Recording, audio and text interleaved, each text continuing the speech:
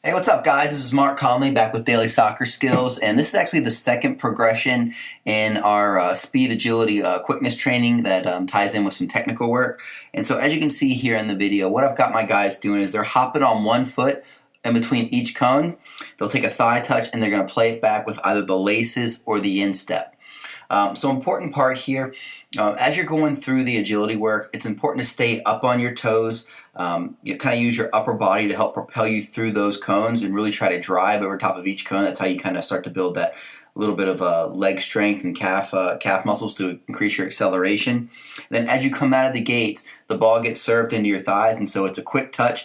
You can do right thigh back with right foot. You can do right thigh back with left thigh. Just make sure that you're alternating between thighs and how you collect the ball, and then also alternating between feet that you're hopping on through the gates. That's an important part so that we're equally training both sides of the body.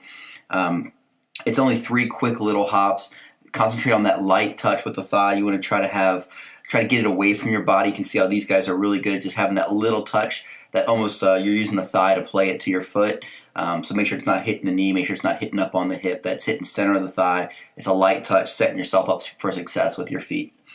Next one, this is actually one of my favorite exercises for explosiveness. So the boys are doing a 360 cut around each cone. And so if you start off on the left-hand side, 360 cut around the first cone, the second cone, the third cone, and you come out of the gate and you're going to have a chest trap there waiting for you. Chest it and play it back with your feet. You can use right or left foot on the return pass or instep or laces. Just make sure you're alternating and using all parts of the foot. Important part, as you're going around these cones, really focus on your footwork. Keep your feet tight, your steps really close together, almost like you're stutter stepping around the cone, and then try to accelerate to a higher gear every time you go from the first cone to the second cone to the third cone. Just make sure that you're really accelerating into that next phase, and then you'll have that touch waiting for you.